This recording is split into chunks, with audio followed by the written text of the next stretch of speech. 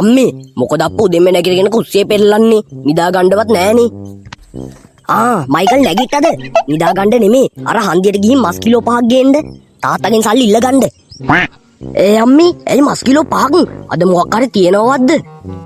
හිමීට 100ටයි අද 100ගේ උපන්දිනේනේ. ඒකට පොඩි පාටියක් තියන්න කියලා බැලුවේ. ඉතින් 100 ගෙදරනේ 100ව සර්ප්‍රයිස් කරන්නද හදන්නේ අම්මේ?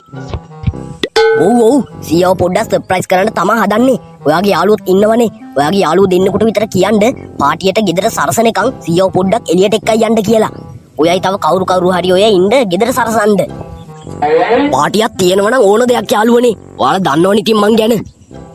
හරි අම්මේ මං කියන්නම් යාළුවන්ටත්. තාත්තේ අම්මා කිව්ව මස් ගේන්ඩුවාගෙන් සල්ලි ඉල්ල ගන්න කියලා. මයිකල් අම්මා හිතනවා දන්නේ මං සල්ලි ගස් වලින් කඩනවා කියලා. මෙච්චර සල්ලියක් දෙන්න. මයිකල් කොහෙද යන්නේ ඔය? ඉන්න මං අම්මගෙන් ඒක අහලා එන්නම්. මයිකල් මේ එනවා. ඇයි? අයියෝ මයිකල්ටත් විහිළුවක් තේරෙන්නේ නෑනේ. තාත්තා විහිළුවක් බං කරේ. ඒක මිසා. සල්ලිද බං නැත්තේ? මයිකෝ අම්මට සිරි කොහමද බොක්ක? ඔබගේ මූණ දකිද්දි තියෙන සිරියාවන්ත පාටයි බං. බලපන් ඔබගේ හිනාව හරිම ලස්සනයි බං. හරි මුරුංගත් තිබ්බ ඇති. දැන් කියපන්කො මොකද්ද වෙන්න ඕන කියලා. මේ යමන්කො මාත් එක්ක හන්දියට මස් ටිකක් ගේන්න. ඇයි බං මොකක් හරි විශේෂත්වයක්ද? ඔව් බං අද අපේ 100ගේ උපන්දිනේලු. ඒකට පොඩි පාටියක්ලු. ඒකයි බං. මයිකෝ ඔබලගේ 100 තාම ඉන්නවද? ඔව් ඔබගේ කට නිසා මොන හරි වුණොත් තමයි ඉතින්. අනේ ඵලයන් යන්න. හරි ඉක්මනට යමන්කෝ. මේ බම් මයිකෝ ඔබ ඇත්තටමද බං කිව්ව මගේ මූණ සිරියාවන්තයි කියලා? ඒක ඉතින් මං කියන්න ඕනේ නෑනේ. අපේ යාළුවම කියයිනේ. යාළුවනේ මයිකල් කිව්වේ ඇත්තද කියලා කමෙන්ට් එකක් දාන්න. මේ බම් මයිකෝ බයික් එකේද බයි යන්නේ? ඔව් ඇයි? අඩේ මයිකෝ මං පදින්නම්කෝ බං. උඹගේ ඇඟ දකිද්දි බයික් එක දෙන්න හිතෙන්නේ නෑ බං. ඒත් කමක් නැහැ. ගනින්කෝ. කට්ටියම කියපු විදිහටම ඇවිල්ලානේ. අපේ සුද්ද කොල්ලත් ඇවිල්ලා ඉන්නේ. මාන් ආවා. දැන් ඔබ මොකද උතන්ට වෙලා රිටක් වගේ හිටගෙන ඉන්නේ? යමන් අතනට මන්නේ මෙහෙ යවන්නේ. දෙන්නෙක්ට මේක කරන්න බෑනේ.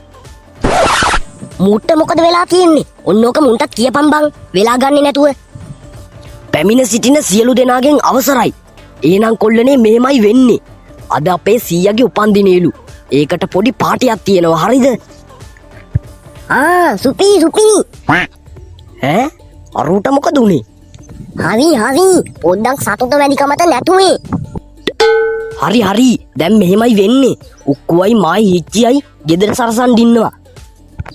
එතකොට අපේ මේ සුප්පුණේයි කවඩියයි සුද්දයි කරන්න ඕන වැඩේ දන්නවද?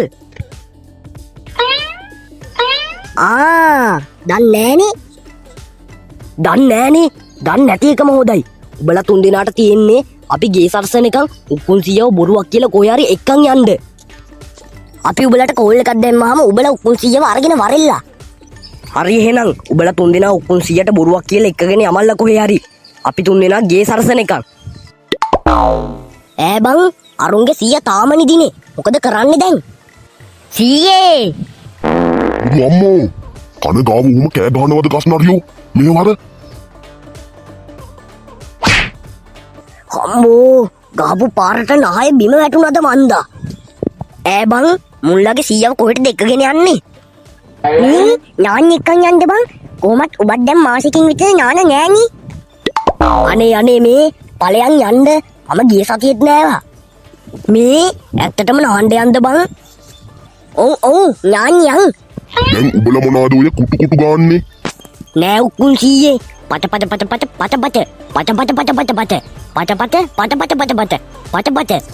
දැන් උඹලට යන්න මොනවද? ඔව් ඉතින් යන්නේ මොනින් හින්දානේ කිව්වේ. නැත්තම් කියන්නේ නෑනේ. බං කොල්ලනේ දැන් උඹලා කිව්වා නේද ඇලගාව රුසියාවක් ඉන්නවා කියලා? ඕ නෑනේ බං.